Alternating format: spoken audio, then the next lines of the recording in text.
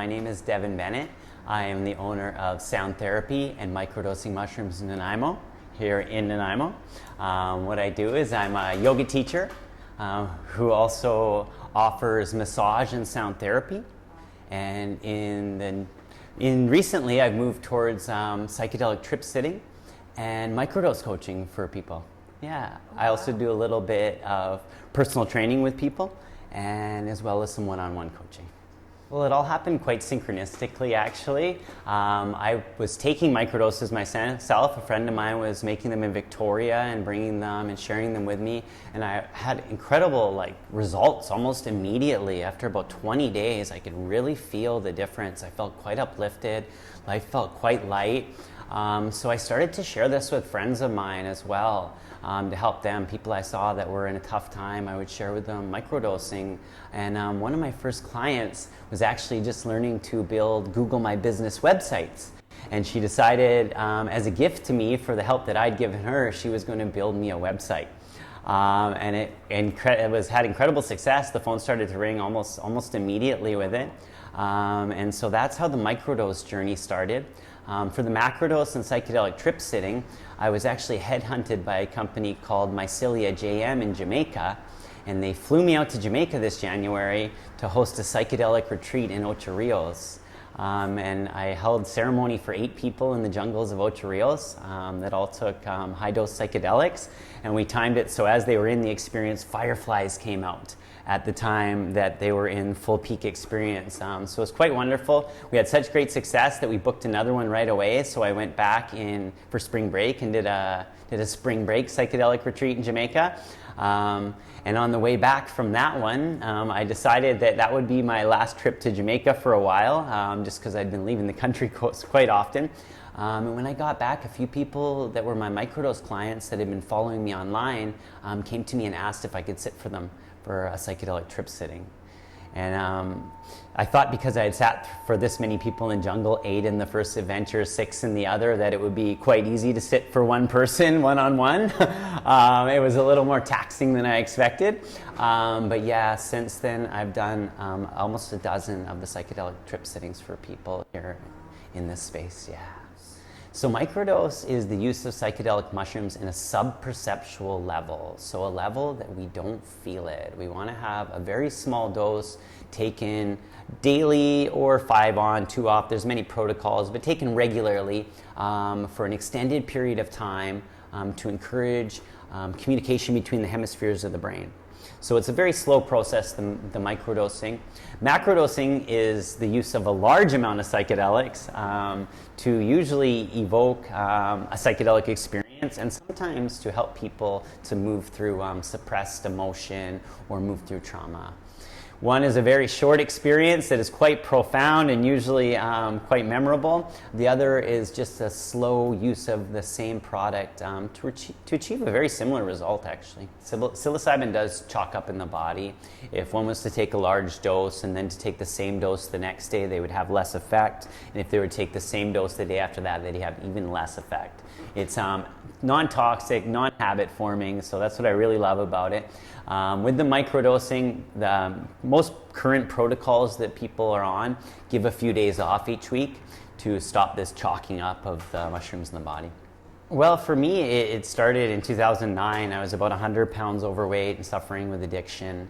And I came very close to death. I had a near-death experience in 2009 in which I was out of my body and free from my inner monologue. I'd realized at this point that I developed quite a victim's inner monologue, being away from it. And I also was able to see my life in review. If you ever hear people say their life flashes before their eyes, I was able to see my life in review. When I saw my life in review, I realized I was not the victim of my life. It was my own decisions that had brought me to the place where I got. So after I was revived, after my near-death experience, I was almost immediately drawn towards meditation. I just wanted to get to that place of no mind again. It was so nice to be away from my inner monologue. So I was kind of set on getting back to that place. So I got into meditation and then yoga. I began practicing yoga quite intently. And then I was gifted a 50-hour teacher training by my sweet mother. Almost about a week after I completed it, a yoga teacher didn't show up. And so they said, do you want to teach the class? So I did. And then they ended up, the studio I was at gave me my own class quite shortly afterwards, and then a second, a third, a fourth, and a fifth. And then a few other studios in town came and got me. And at one point I was teaching about 15 yoga classes a week. I started to collect singing bowls to accompany the yoga. And along the way, one of my practitioners in my classes asked if I would like to learn shiatsu and acupressure massage. So we made a deal for the yoga classes for the training, and I got to learn massage. So that's how that all unfolded. I was planning to go to Jamaica to do a yoga retreat, and I told the man who owned the company that I was doing the microdoses. And he had told me that he'd ran into a mycologist in Jamaica that owned a large piece of property on the White River in Ocho Rios, and that he was doing something called jungle therapy. So he invited me to the jungle to host this retreat and to teach the yoga, do massage, and hold ceremony. So it happened all very synchronistically. It was not planned. The yoga teacher, the masseur, or the psychedelic trip sitting, none of this was a plan I had one day. This is what I was going to do. It all seemed to unfold quite synchronistically.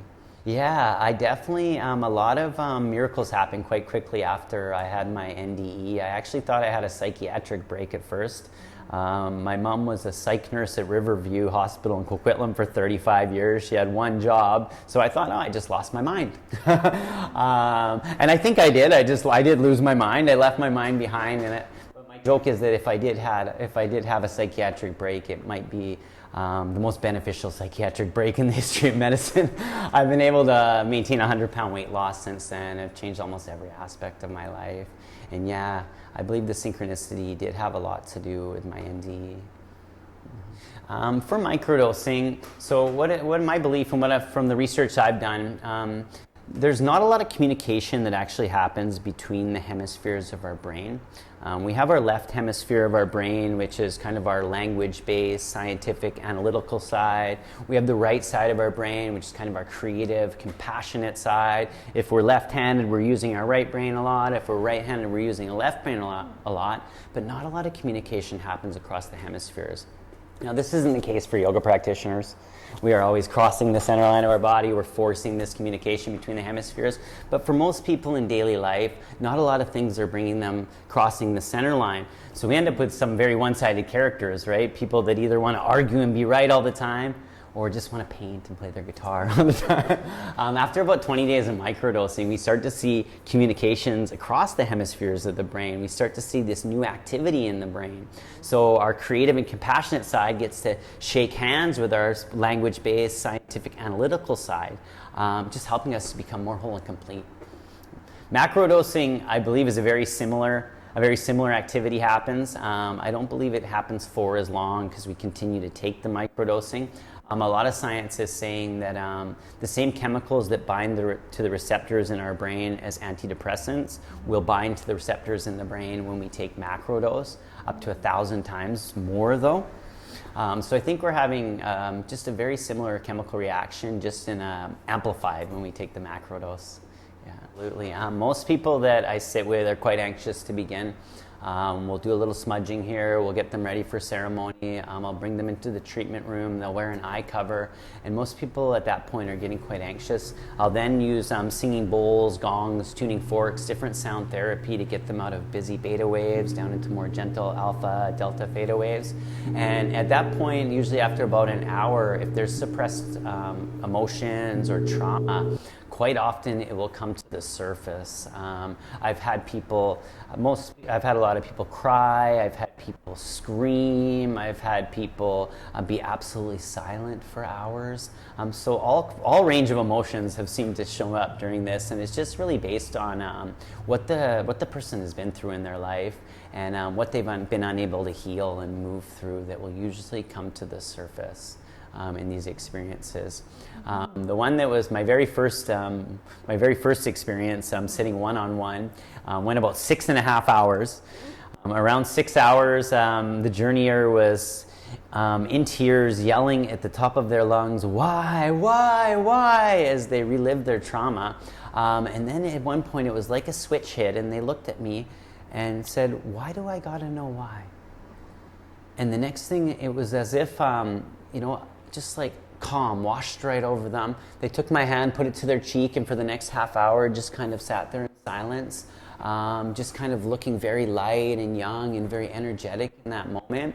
And it was quite profound for me to realize that most people have the answers they seek, and the medicine helps them just get out of their own way to answer their own questions.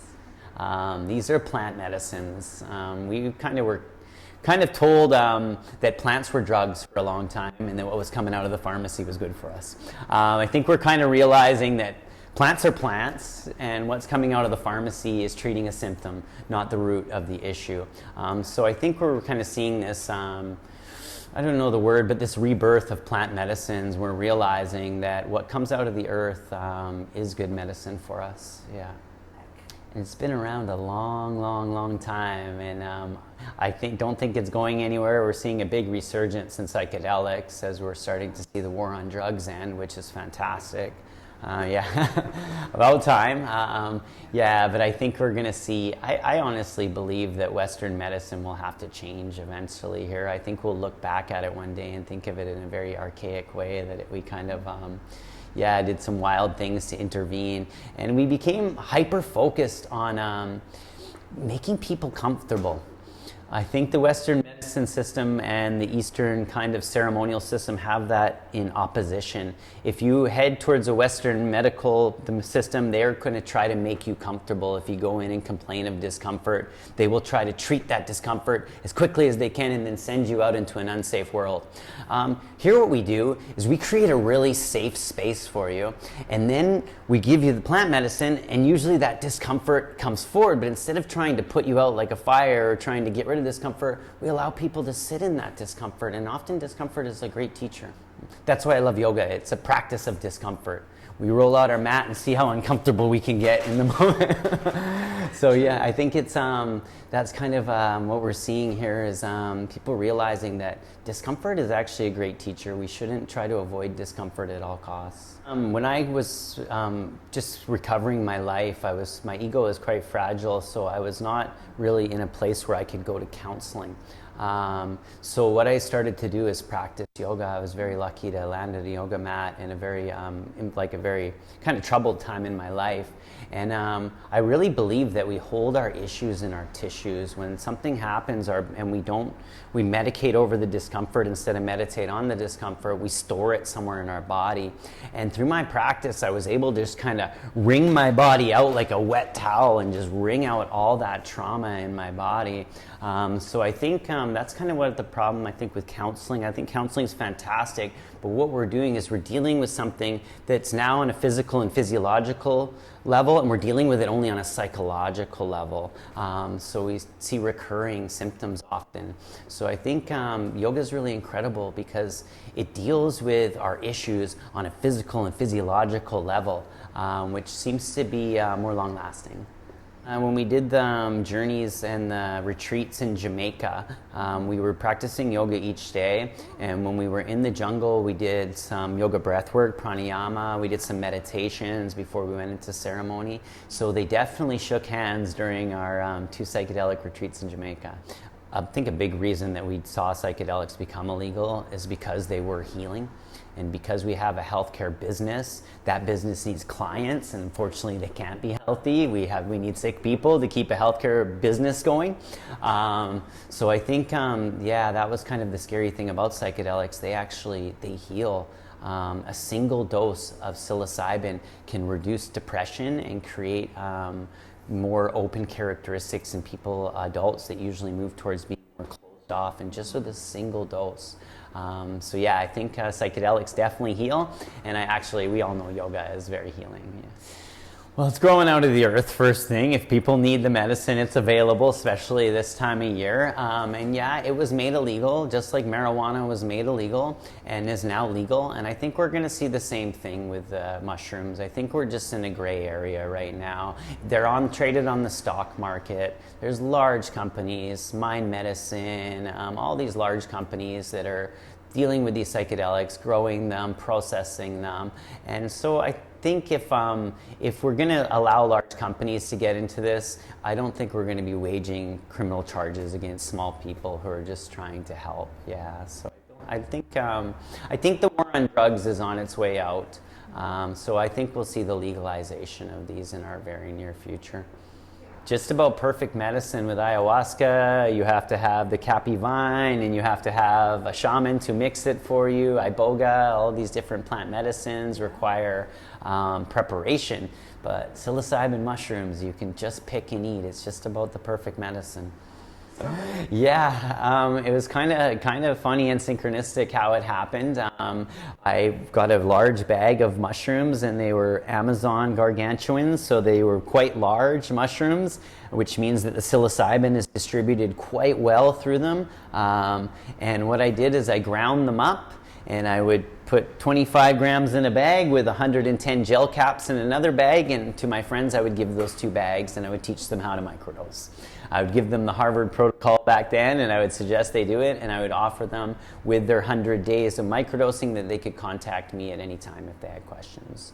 And one of my very first clients, like I said, built me a website as a gift, a Google My Business website, and one of the first people that called and came to see me was in a very bad place. He'd had a workplace injury. He was fighting with workers' compensation. He was fighting with his old boss. He was fighting with his wife, and he was in a very bad place. So we sat and we talked, and we found out that this would be a good fit for him, and I coached him through his 100-day microdose program. And about 70 days into it, he wrote me this very large testimonial, and it was saying that he was feeling so much better. He had quit his job as a diesel mechanic. He was not fighting with workers' comp. He was not fighting with his wife anymore, and he was following his dreams of becoming a mycologist. He had converted his basement into a laboratory, and he wanted to partner up with me to help more people like I had helped him. So I asked him what he needed of me, and he said he needed me to get the bottles and the labels and the safety seals and all of that. So that's what I did, and I dropped it off to him.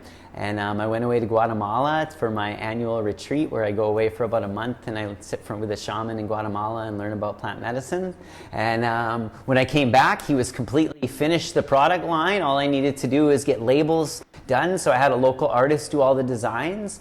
I had a local printer do all the labels. They're locally grown and processed. And we ended up doing a series of not only psychedelic microdoses, but also blend mushrooms with lion's mane for brain health and for neurogenesis. And we also ended up doing a line of just medicinal mushrooms as well.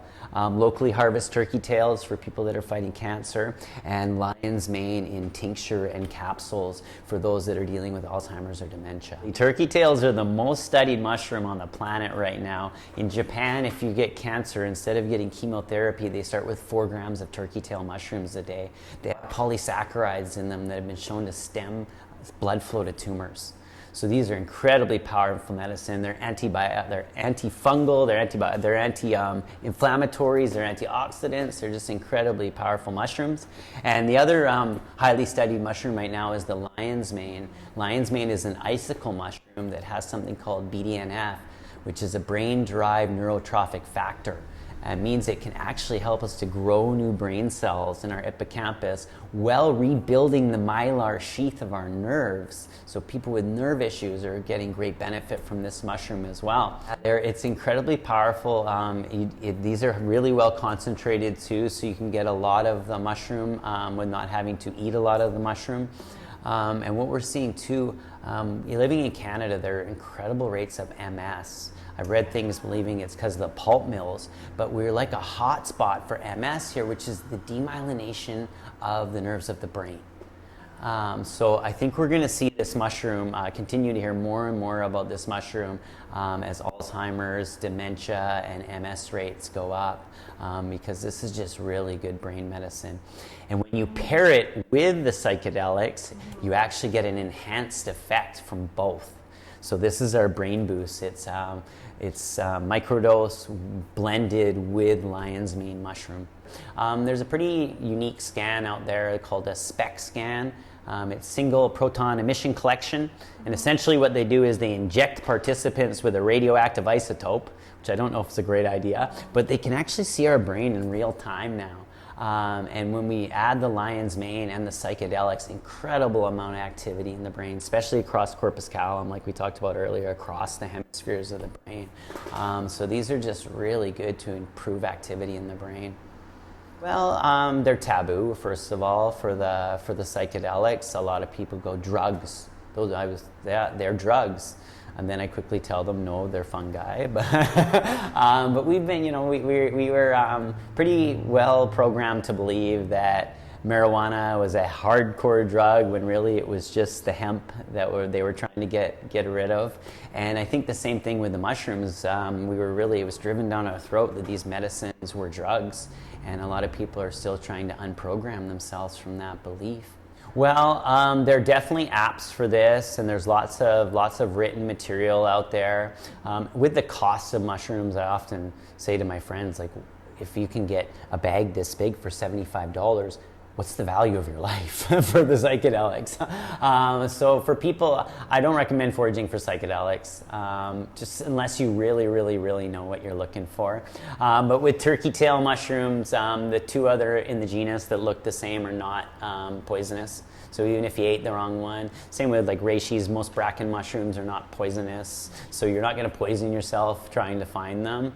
But with things like amanitas and other ones, they can be quite dangerous. So I recommend if people do forage, have someone very wise with experience with you, or there's lots of great technology for this now, the Google Lens and apps and such like that you can use. I do a 3-part session. I call it my 3 eyes. And this is what takes a recreational journey to an intentional or a medicinal journey. And the first eye is intention. We sit here and we discuss, why are we doing this? What has brought the person here? What are they looking for? What is their intention for this journey? I use a few tools like the life wheel. It's very much based on the wellness wheel to figure out where they're at in their life. And we decide on some little steps they can take to start to expand their life outwards in the areas that they're feeling they're lacking abundance. So we start with intention setting. Usually it's about a week or so after setting intention that we meet for our second eye. The second eye is ingestion. That's the longest session. We use the treatment room. We'll start with smudging. We'll use Vancouver Island white sage, just to kind of clear space around the person to ensure that that they're working on their own karmas on that day, not that of the spirit world around them. So we'll do a little clearing with the sage. We'll set intention. We'll do a blessing as well before they consume the tea. They'll usually bless and set intention and direct that intention towards the medicine. At that point, there's ingestion. From there, we head into the treatment room where they'll usually put on an eye cover and get really comfortable. We'll spend about the first hour while doing a sound bath. Most people get quite quickly into busy beta, which is the very jagged brain waves as they get into this state, as they get anxious essentially of what's coming. I find that the sound therapy really helps to get them out of busy beta waves down into more gentle alpha waves in their brain, into a less anxious state. The ingestion session can last up to 6 to 6.5 hours. Is about the longest ingestion session that I've sat through, but we keep the whole day open just in case it does take longer than that. And the last session we do about a week after ingestion is integration. The third eye is integration. And integration is a big part of taking a recreational journey and making it medicinal or intentional. Like, what came up? What can we sew together from this experience? What meaning can we find in what came up during the psychedelic experience? I remember in my youth using recreationally, taking mushrooms recreationally. They grew everywhere that I lived in Pitt Meadows. And having a very profound psychedelic experience with some friends of mine. And we didn't talk about it for months afterwards. It was that powerful. And I think that's kind of where we missed the medicine there, where we weren't able to speak about what comes up. So I'm very big on integration. I like to say, though, integration is a journey, not a destination. It's not like, I'm integrated. I do continue to reach out and talk to people that I've sat with to ensure that they're still using the tools of integration that I provide. I've created a personal development program for people people online. It's called Reset, Rebuild, Rejoice, and it is helps them to begin to journal, as well as practice gratitude and do some other little habits to help them really integrate this experience into their life. That people are, if people are like dealing with anxiety, depression, or addiction, these, I believe, in my mind, are illness of thought. The mind starts to either go circular with addiction, I need, or anxiety or depression. Anxiety, the mind starts to create a future that's not beneficial, and depression, the mind just wants to hang out in the past. There's so many wonderful tools to teach us presence and to help us get through anxiety, depression, addiction, and I know it's possible because I've done it myself. So I'm really eager and optimistic that we can get people, we can fix people. We have a huge growing homeless problem in Nanaimo, and it seems everywhere I go, I seem to see more and more homeless people. And I know homelessness isn't the issue. We have these wet houses now, we have all these places. It's the mental illness, it's the mind left unchecked. And I really think there's hope for people. If people need support, I encourage them to reach out. The consultation and the meeting are absolutely free. I also do karma work for people that can't afford journeys. I've sat with people that can't afford journeys if they've just asked, so I'm open to that as well, or energy exchange. So if people are feeling hopeless, I just want people to know that there's hope. There's ways to get through these tough times. There's ways to get out of our head into our body. There's ways to heal our body and to heal our mind. On my website, www.microdosingmushroomsnanaimo.com. They can come visit me here on 59 Nickel Street downtown. I'm by appointment only, but it's a free consultation for people to see if they're a good fit. And that's the best way to get a hold of me, online or in person. You can also call or text me.